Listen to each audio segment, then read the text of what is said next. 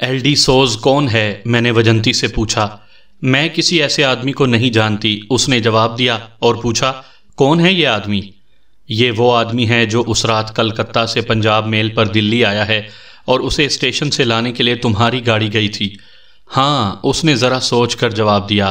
مجھے یاد آ گیا، ہماری گاڑی پتا جی کا ایک دوست مانگ کر لے گیا تھا، کہتا تھا کہ اس کا کوئی عزیز کہیں سے آ رہا ہے اور اسے اسٹیشن سے لانا ہے۔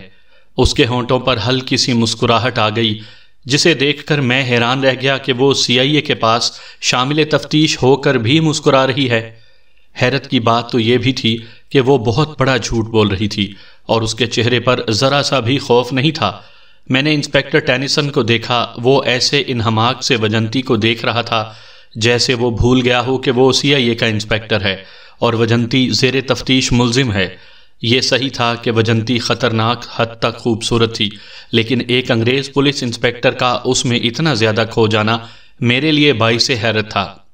انسپکٹر ٹینیسن نے ایک روز میرے ساتھ وجنتی کے متعلق باتیں کرتے ہوئے یہ الفاظ بھی کہے تھے کہ اسے یوں محسوس ہوتا ہے جیسے اسے وجنتی سے محبت ہو گئی ہو۔ میں نے اسے اتنا سنجیدہ پہلے کبھی نہیں دیکھا تھا۔ پھر بھی میں یہ سمجھتا تھا کہ ٹینیسن وجنتی کی آبرو ریزی کرے گا اور اسے وہ ایذا رسانی یعنی 3rd ڈگری کے زمرے میں شامل کر دے گا۔ اس سے مجھے یہ خطرہ نظر آ رہا تھا کہ تفتیش خراب ہو جائے گی۔ میں اپنے جذبات بیان کر چکا ہوں، جو مختصراً یوں تھے کہ میں اس ہندو لڑکی کو اور اس کے باپ کو اپنی قوم کا اور اپنا ذاتی دشمن سمجھ رہا تھا۔ وجنتی نے ایل ڈی سوز سے لا تعلقی اور لا علمی ظاہر کی تو میں نے اس سے پوچھنا شروع کر دیا کہ اس رات کو وہ کہاں کہاں گئی تھی۔ وہ کوئی ایک بات بھی تسلیم نہیں کر رہی تھی۔ انسپکٹر ٹینیسن اٹھا اور مجھے باہر لے گیا۔ اس تفتیش کے سلسلے میں اس نے مجھے ایک کام بتایا اور کہنے لگا میں گاڑی لے لوں اور ابھی چلا جاؤں۔ میں جانا نہیں چاہتا تھا، میرا ارادہ یہ تھا کہ وجنتی سے میں خود تفتیش کروں گا اور اسے ایک خوبصورت لڑکی نہیں بلکہ عمران علی جیسا ڈھیٹ مرد سمجھ کر اسے ٹارچر سیل میں ڈال دوں گا۔ لیکن ٹینیسن کا حکم ماننا میرے لیے فرض تھا، کیونکہ وہ مجھ سے سینئر انسپکٹر تھا اور سب سے بڑی بات یہ کہ وہ انگریز تھا۔ میں بادل نخواستہ اس کے بتائے ہوئے کام پر روانہ ہو گیا۔ یہ کام اس نوعیت کا تھا کہ میں اگلی صبح اپنے ہیڈ کوارٹر میں گیا تو انسپکٹر ٹینیسن کو رپورٹ دی کہ میں کیا کر کے آیا ہوں۔ پھر اس سے پوچھا کہ وجنتی کی تفتیش کہاں تک پہنچی ہے۔ مان جائے گی، اس نے کہا، ابھی وہ اپنی جوانی کے جوش میں ہے اور اسے غالباً یہ توقع ہے کہ اس کا باپ اسے چھڑا لے گا۔ جن آدمیوں کو ہم نے باہر مقرر کر رکھا ہے ان کی رپورٹیں بڑی اچھی ہیں۔ مجھے امید ہے کہ ہم پورے رنگ کو جلدی زمین کے اوپر لا کر انٹیلیجنس کے حوالے کر دیں گے۔ وجنتی ہمارے ہیڈ کوارٹر میں ہی تھی۔ میں نے ٹینیسن سے کہا کہ وجنتی کو بلاتے ہیں۔ میرا مطلب یہ تھا کہ اس لڑکی کو آرام کا سانس نہ لینے دیا جائے اور اسے سوچنے کا موقع بھی نہ ملے۔ وجنتی کو لایا گیا۔ میں نے خاص طور پر نوٹ کیا کہ وجنتی کے چہرے پر گھبراہٹ کے کوئی آثار نہیں تھے اور وہ تر و تازہ نظر آ رہی تھی۔ میں نے گزشتہ روز کی طرح اس پر سوالات کی بوچھاڑ کر دی۔ وہ کوئی ایک بات بھی نہیں مان رہی تھی۔ انسپکٹر ٹینیسن، میں نے کہا، اسے عمران علی کے پاس بھیج دیتے ہیں، یہ ایسے نہیں مانے گی۔ میں اسے زیادہ مہلت نہیں دوں گا، ٹینیسن نے کہا، اسے ذرا میرے پاس رہنے دو۔ اس نے وجنتی کو اس کمرے میں ایک کانسٹیبل کی نگرانی میں بھجوا دیا جس میں اسے اکیلا رکھا جاتا تھا۔ میرے ساتھ ٹینیسن نے اس تمام تفتیش کا تجزیہ شروع کر دیا جو اس وقت تک ہم کر چکے تھے۔ میں نے خود محسوس کیا کہ یہ تجزیہ اور اس پر بات چیت ضروری تھی، کیونکہ اب اس واردات کے مرکزی کردار ہمارے ہاتھ میں تھے اور ان کے گروہ کے 3-4 افراد دلی میں تھے جو ہماری نظر میں آ گئے تھے۔ اس بحث و تمہیز میں کم و بیش 2 گھنٹے گزر گئے اور ہم نے اس سے آگے بڑھنے کی ایک لائن تیار کر لی۔ انسپکٹر ٹینیسن نے مجھے کہا کہ میں عمران علی سے الگ تھلگ تفتیش کروں اور وہ وجنتی سے پوچھ گچھ کرتا رہے گا، اور ہر شام یا کسی بھی وقت ہم دونوں اپنی اپنی تفتیش ایک دوسرے کو دکھا کر کسی نتیجے پر پہنچیں گے۔ انسپکٹر ٹینیسن، میں نے اپنے اسی خیال کا اظہار کیا جو میں پہلے بھی کر چکا تھا۔ میں نے کہا، ہم بلا وجہ سر کھپا رہے ہیں۔ اب یہ کیس انٹیلیجنس کا ہے، کیوں نہ ہم ڈی ایس پی میڈیوز کو قائل کر کے وجنتی وغیرہ کو انٹیلیجنس کے حوالے کر دیں اور ہم صرف ایکسیڈنٹ کا کیس تیار کر کے چالان عدالت میں دے دیں۔ تم نہیں سمجھتے مسٹر ملک، ٹینیسن نے کہا، میں انٹیلیجنس والوں کو جانتا ہوں۔ وہ ہمارے اوپر والے افسروں کو یہ تاثر دیں گے کہ ہم نے کچھ بھی نہیں کیا اور یہ کیس انہوں نے اپنی محنت سے پکڑا ہے۔ دراصل مسٹر ملک، میں تمہارے فائدے کی بات سوچ رہا ہوں۔ میں چاہتا ہوں کہ یہ کیس مکمل کر کے ہم انٹیلیجنس والوں کو دیں، اور میں اس کے ساتھ یہ بھی لکھوں کہ اس ہندوستانی سب انسپیکٹر یعنی تم نے بڑی محنت اور دیانتداری سے اس کیس کے ہر فرد کو پکڑا اور بڑی کامیاب تفتیش کی ہے۔ اس سے یہ ہوگا کہ تمہیں ترقی مل جائے گی، سند بھی مل جائے گی، ہو سکتا ہے کوئی نقد انعام بھی مل جائے، لیکن میں تمہیں انسپیکٹر دیکھنا چاہتا ہوں۔ میں خاموش ہو گیا۔ اس کے بعد میں عمران علی سے الگ تفتیش کرنے لگا۔ اس شخص کی حالت بہت ہی بری ہو گئی تھی، لیکن ابھی تک وہ اپنے انکار پر قائم تھا۔ وہ بار بار سگریٹ مانگتا تھا اور میں اسے کہتا تھا کہ وہ ہمارے سوالوں کے صحیح جواب دے دے تو میں اس کے آگے ان سگریٹوں کے ڈھیر لگا دوں گا جو برانڈ وہ پینے کا عادی ہے، لیکن وہ میری بات پر نہیں آ رہا تھا۔ میں اسے ایک لالچ یہ بھی دینا چاہتا تھا کہ اسے وعدہ معاف گواہ بنا لیا جائے گا، لیکن یہ میں نے پھر کسی وقت کے لیے ملتوی کر دیا۔ میں نے ایک طریقہ یہ بھی سوچا تھا کہ اسے شراب پلاؤں گا اور نشے کی حالت میں یہ کچھ نہ کچھ اگل دے گا۔ ہم نے بعض ملزموں پر یہ طریقہ آزمایا تھا۔ اس روز اسے اتنا ٹارچر کیا گیا تھا کہ اس پر غشی طاری ہو رہی تھی۔ میں اسے اے ایس آئی کے حوالے کر کے آ گیا۔ اے ایس آئی سے یہ کہہ آیا کہ وہ عمران علی کو کچھ پلا کر ذرا آرام دے۔ اسی رات کا ذکر ہے، میں گہری نیند سویا ہوا تھا۔ گاڑی کے ہارن پر میری آنکھ کھلی۔ اس کے بعد دروازے پر دستک ہوئی۔ میں اپنی گاڑی کا ہارن پہچانتا تھا۔ میں باہر نکلا تو انسپیکٹر ٹینیسن کو دروازے میں کھڑا دیکھ کر پریشان ہو گیا۔ مسٹر ملک، انسپیکٹر ٹینیسن نے بڑی گھبراہٹ میں کہا، وہ غائب ہو گئی ہے۔ کون؟ وجنتی، اس نے جواب دیا۔ ٹینیسن کے ساتھ اپنے ہیڈ کوارٹر کا ایک ہندو کانسٹیبل تھا۔ ٹینیسن نے بتایا کہ اس ہیڈ کانسٹیبل نے آ کر اسے بنگلے میں اطلاع دی ہے کہ لڑکی لاپتہ ہو گئی ہے۔ میں بڑی تیزی سے کپڑے پہن کر اس کے ساتھ چلا گیا۔ ٹینیسن نے راستے میں مجھے کہا کہ ڈی ایس پی میڈیوز کو ابھی نہ بتایا جائے۔ میں نے اس کی اس بات کو ٹھیک نہ سمجھا۔ میں نے کہا کہ اوپر اطلاع دینا بہت ضروری ہے۔ اگر کوئی عام قسم کا ملزم ہوتا اور جرم معمولی ہوتا تو پھر ہم ایک دو روز اپنے طور پر تلاش کرتے اور رپورٹ بعد میں اوپر پہنچاتے، لیکن وجنتی کا معاملہ بہت سنگین تھا۔ وہ صرف سی آئی اے کی ہی نہیں بلکہ انٹیلیجنس کی بھی ملزمہ تھی۔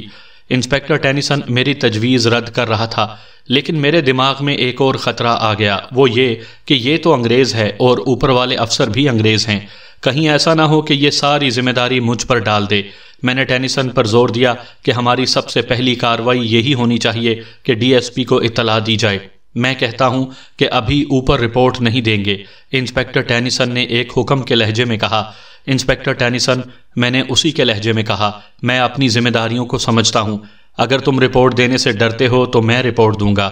اگر تمہیں یہ توقع ہے کہ صبح تک لڑکی مل جائے گی یا وہ خود ہی واپس آ جائے گی تو یہ ایسی خوش فہمی ہے جس میں تم جیسے تجربے کار پولیس آفیسر کو مبتلا نہیں ہونا چاہیے۔ ٹینیسن نے مجھ پر اپنا حکم چلانے کی بہت کوشش کی، لیکن میں نے اس کا یہ غلط حکم ماننے سے صاف انکار کر دیا۔ میں نے اسے یہاں تک کہا کہ میں وجنتی کے گھر پر اور اس کے گروہ کے جن آدمیوں کے گھر دیکھے ہیں ان پر چھاپے مرواؤں گا۔ میں نے یہ بھی کہا کہ اس سے پہلے میں اس کانسٹیبل اور ہیڈ کانسٹیبل کو الٹا لٹکا کر تفتیش کروں گا کہ لڑکی فرار کس طرح ہوئی۔ مختصر یہ کہ میں نے ایسا ہنگامہ کھڑا کر دیا کہ ٹینیسن چپ ہو گیا۔ میں نے جب اسے یہ کہا کہ ایک انگریز افسر کو اتنے بڑے جرم پر زیادہ سوچنا ہی نہیں چاہیے بلکہ فوری طور پر ایسی کارروائی کرنی چاہیے کہ سارا ہندوستان ہل جائے، تو ٹینیسن نے کہہ دیا کہ تم ڈی ایس پی کو فون کرو۔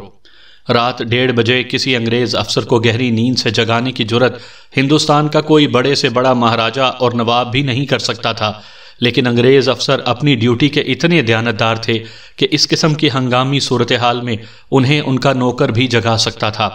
میں نے ڈی ایس پی میڈیوز کا نمبر ڈائل کیا تو مجھے آج تک یاد ہے کہ دوسری ہی رنگ پر اس کی بیوی نے ریسیور اٹھا لیا۔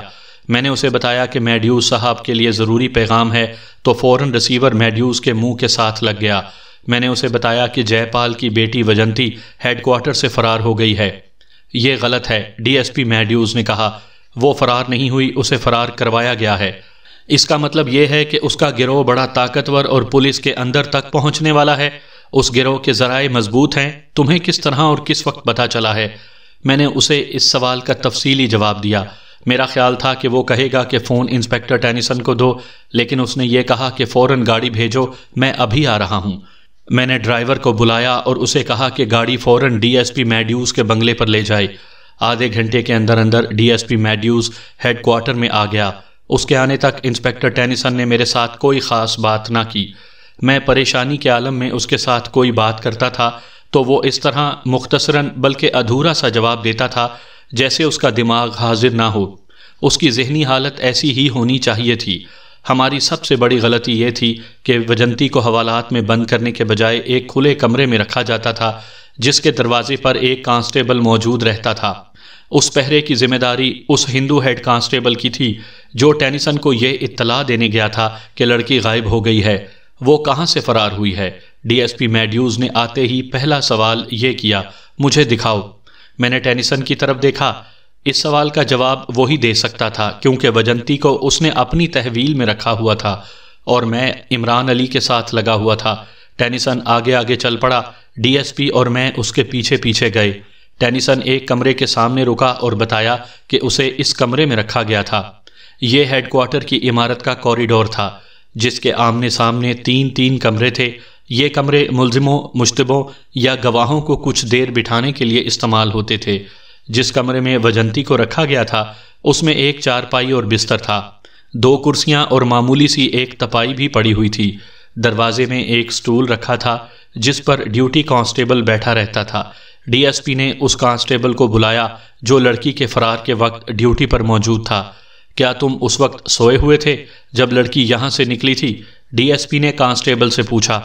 میں پیشاب کرنے چلا گیا تھا صاحب بہادر، کانسٹیبل نے جواب دیا۔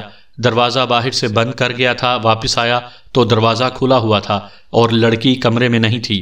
پھر تم نے کیا کیا؟ ڈی ایس پی نے پوچھا۔ میں نے ہیڈ کانسٹیبل جسپال کو جگا کر بتایا کہ لڑکی کمرے سے غائب ہے، کانسٹیبل نے جواب دیا۔ جسپال نے کیا کہا؟ جسپال نے کہا کہ وہ انسپیکٹر ٹینیسن صاحب بہادر کو اطلاع دینے جا رہا ہے، کانسٹیبل نے جواب دیا۔ اس نے ڈرائیور کو جگایا اور گاڑی میں انسپیکٹر ٹینیسن صاحب بہادر کو اطلاع دینے چلا گیا۔ ڈی ایس پی میڈیوز نے اسے کہا کہ وہ اسے بیت الخلاء دکھائے جہاں وہ پیشاب کرنے گیا تھا۔ کانسٹیبل اس طرف چل پڑا۔ ہم سب اس کے پیچھے گئے۔ پیشاب کے لیے اسی کوریڈور کے باہر ایک بیت الخلاء تھا۔ وہاں تک جانے، پیشاب کرنے اور واپس آنے میں 10 منٹ سے زیادہ وقت نہیں لگنا چاہیے تھا۔ 10 منٹوں میں کسی کا آنا، کمرے کے دروازے کا بولٹ کھولنا اور وجنتی کو جگا کر وہاں سے نکال لے جانا بہت ہی مشکل تھا۔ بیت الخلاء میں کانسٹیبل 2 یا زیادہ سے زیادہ 3 منٹ رہا ہوگا۔ وہ باقی وقت کوریڈور میں جا رہا تھا یا واپس آ رہا تھا۔ کانسٹیبل کو الگ کھڑا کر کے ڈی ایس پی نے ہیڈ کانسٹیبل جسپال سے پوچھا کہ اسے اطلاع ملی کہ لڑکی غائب ہے تو اس نے کیا کہا تھا؟ اس نے بتایا کہ وہ انسپیکٹر ٹینیسن کو اطلاع دینے چلا گیا تھا۔ انسپیکٹر ٹینیسن کو اطلاع دینے کیوں چلے گئے تھے؟ ڈی ایس پی نے پوچھا۔ کیا ہیڈ کوارٹر میں کوئی اور افسر نہیں تھا؟ معلوم کرنے پر پتہ چلا کہ اس رات ہیڈ کوارٹر میں 2 ہندوستانی انسپیکٹر اور ایک سب انسپیکٹر ڈیوٹی پر موجود تھے۔ کسی بھی ملزم یا مشتبہ کے فرار کی اطلاع ایک انسپیکٹر کو ملنی چاہیے تھی جو ایسی ہی ایمرجنسی کاموں کے لیے ڈیوٹی پر تھا۔ کیا تمہیں انسپیکٹر ٹینیسن نے پہلے بتا رکھا تھا کہ یہ لڑکی فرار ہو جائے گی تو اسے اطلاع دی جائے؟ ڈی ایس پی نے پوچھا۔ جسپال پر گھبراہٹ طاری ہو گئی۔ وہ کوئی جواب نہ دے سکا۔ ڈی ایس پی نے کانسٹیبل کو بلا لیا۔ تم نے ایسا کیوں نہ کیا کہ لڑکی کو غائب دیکھ کر دوڑ کر باہر جاتے؟ ڈی ایس پی نے کہا۔ باہر سڑک پر دیکھتے، بلڈنگ کے چاروں طرف دیکھتے، باہر ایک کار نظر آ جاتی، شاید تانگا نظر آ جاتا اور ہو سکتا تھا کہ لڑکی بھاگتی نظر آ جاتی۔ سی آئی اے ہیڈ کوارٹر کی بلڈنگ کوئی قلعہ نہ تھا۔ ارد گرد 5 فٹ کے قریب فصیل تھی۔ ایک گیٹ سامنے کی طرف اور چھوٹا سا ایک گیٹ پیچھے کی طرف تھا۔ سامنے وسیع کمپاؤنڈ تھا، پیچھے بھی کچھ جگہ خالی تھی۔ چھوٹی سی ایک سڑک پیچھے سے گزرتی تھی، سامنے بڑی سڑک تھی۔ کانسٹیبل اور ہیڈ کانسٹیبل کے بیان اتنے کچے تھے کہ اوسط درجہ ذہانت کا آدمی بھی سمجھ سکتا تھا کہ یہ دونوں جھوٹ بول رہے ہیں۔ بیان لینے والا ایک انگریز ڈی ایس پی تھا جو اسکاٹ لینڈ یارڈ کا تربیت یافتہ تھا اور ہندوستان میں 6 سال گزار چکا تھا۔ ہندوستانیوں کی ذہنیت کو ہم سے زیادہ سمجھتا تھا۔ میں تو فوراً سمجھ گیا تھا کہ لڑکی کو بھگانے میں اس ہیڈ کانسٹیبل اور کانسٹیبل کا ہاتھ ہے۔ یہ دونوں ہندو تھے، اس لیے میرا شبہ یہ بھی تھا کہ وجنتی کے باپ نے ان دونوں کو پیسے دے کر وجنتی کو فرار کروا لیا ہے۔ میں نے دیکھا کہ ڈی ایس پی میڈیوز انسپیکٹر ٹینیسن کے ساتھ کوئی بات نہیں کرتا تھا۔ وہ کانسٹیبل اور ہیڈ کانسٹیبل سے پوچھ گچھ کرتے بار بار میری طرف دیکھتا اور مسکراتا تھا۔ آخر اس نے ٹینیسن کو کہا کہ وہ اپنے کمرے میں جا کے بیٹھے۔ کانسٹیبل اور ہیڈ کانسٹیبل کو وہ میرے کمرے میں لے گیا۔ میں ان کے پیچھے گیا تو اس نے مجھے کمرے کے باہر کھڑا رہنے کو کہا۔ اس نے دروازہ بند کر لیا۔ میں بہت پریشان ہوا۔ میڈیوز سخت طبیعت کا ڈی ایس پی تھا۔ اس کے علاوہ واردات اتنی سنگین ہو گئی کہ میری اور ٹینیسن کی اب خیر نہیں تھی۔ ہمیں صرف لائن حاضر ہی نہیں ہونا تھا بلکہ معطل ہونا تھا، اور اس کے بعد یہی نظر آتا تھا کہ ہمارے خلاف محکمانہ کارروائی نہیں ہوگی بلکہ مقدمہ بھی چلے گا۔ میں نے اپنی سب انسپیکٹری کو دل ہی میں خیر بات کہہ دیا تھا اور اپنے آپ کو اے ایس آئی سمجھنے لگا۔ ہمارا یعنی میرا یا انسپیکٹر ٹینیسن کا یا دونوں کا جرم یہ تھا کہ وجنتی کی سیکیورٹی کا کوئی انتظام نہیں کیا گیا تھا۔ اسے حوالات میں بند ہونا چاہیے تھا، اس کا جواز موجود تھا۔ اگر اسے کسی اور کمرے میں رکھنا تھا تو کمرے کا دروازہ باہر سے مقفل ہونا چاہیے تھا۔ چابی کسی ذمہ دار افسر کے پاس ہوتی۔ آدھا گھنٹہ بھی نہیں گزرا تھا کہ ڈی ایس پی نے مجھے اندر بلا لیا اور کہا کہ ان دونوں کو حوالات میں الگ الگ بند کر کے میرے پاس آؤ۔ میں نے اس کے حکم کی تعمیل کی اور اس کے پاس چلا گیا۔ بیٹھ جاؤ خان، اس نے مجھے بٹھا کر پوچھا، تم نے کچھ سوچا ہے کہ یہ لڑکی کس طرح فرار ہوئی ہے؟ ہاں صاحب، میں نے جواب دیا۔ اس ہیڈ کانسٹیبل اور کانسٹیبل کو پیسے دے کر وجنتی کے گروہ نے اسے فرار کروایا ہے۔ کیا تم بھی ان کے ساتھ تھے؟ نہیں صاحب بہادر، میں نے جواب دیا۔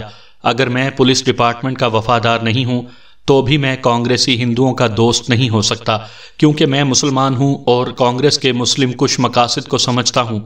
اس نے مجھ سے اس طرح پوچھ گچھ اور جرح کی جس طرح ہم مشتبہوں سے کیا کرتے تھے۔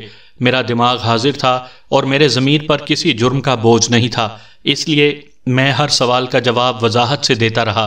اس نے مجھ پر 1 گھنٹہ صرف کر دیا۔ تم تجربے کار پولیس آفیسر ہو خان، ڈی ایس پی نے مجھ سے پوچھا، کیا تم نے بھی ضروری نہیں سمجھا تھا کہ اس لڑکی کو حوالات میں بند ہونا چاہیے؟ ہاں صاحب، میں نے جواب دیا۔ میں نے صرف سوچا ہی نہیں تھا بلکہ یہ میرا فیصلہ تھا کہ اس لڑکی کو حوالات میں بند ہونا چاہیے، لیکن انسپیکٹر ٹینیسن نے میرے خلاف فیصلہ دیا۔ ڈی ایس پی صاحب بہادر، اس لڑکی کی گاڑی ایل ڈی سوز کو ریلوے اسٹیشن سے لینے کے لیے گئی۔ یہ شخص اس کے گھر گیا، اسے ہوٹل میں ٹھہرایا گیا۔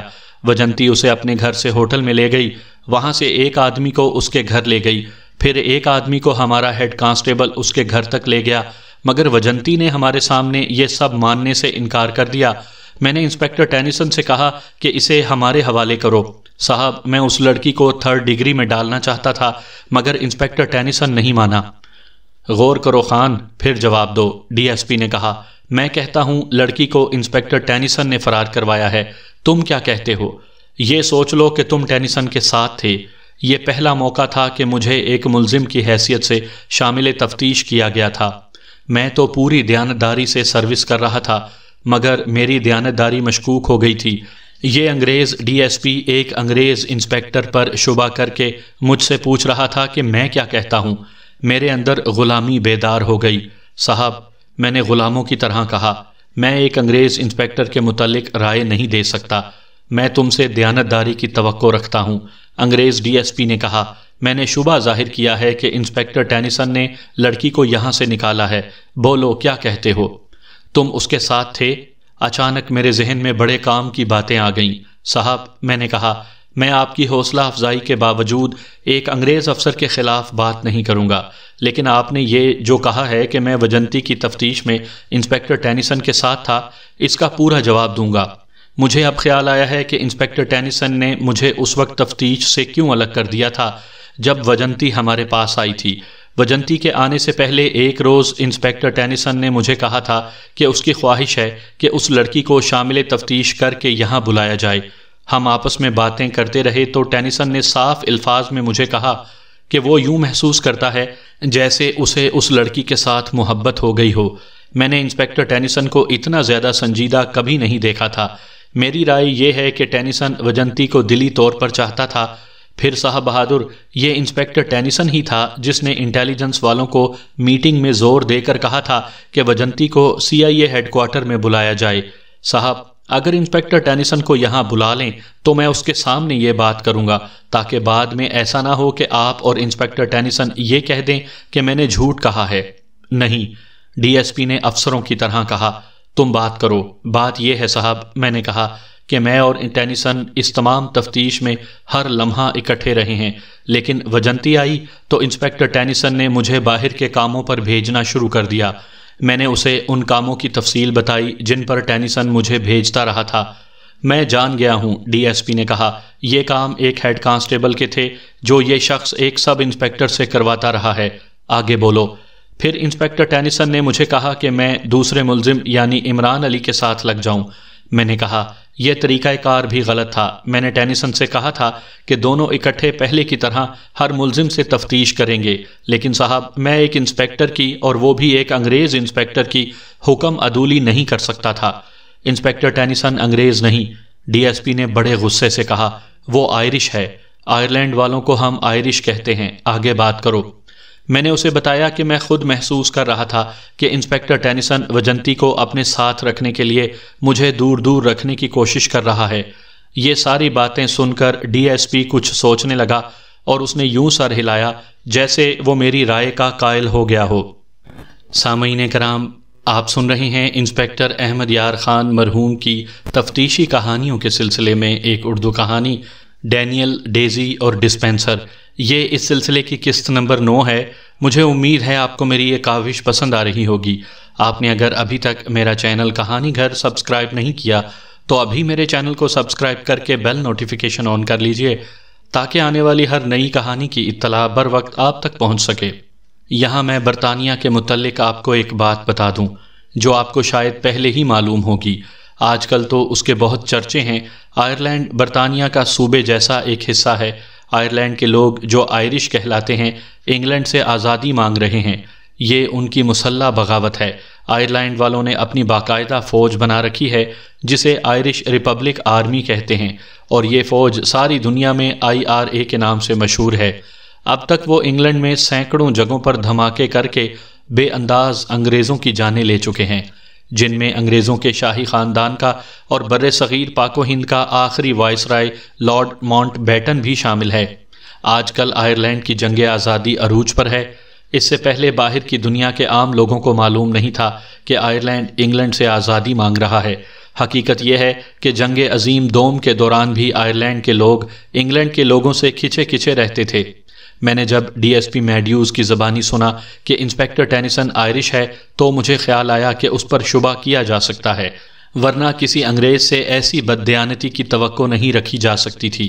اس میں کوئی شبہ نہیں کہ انگریز ایک دیانتدار قوم سمجھے جاتے تھے۔ مجھے باہر نکال کر میڈیوز نے انسپکٹر ٹینیسن کو اندر بلا لیا۔ کمرے کا دروازہ پھر بند ہو گیا جو 1 گھنٹے کے بعد کھلا۔ ڈی ایس پی باہر نکلا، اس کے پیچھے انسپکٹر ٹینیسن تھا۔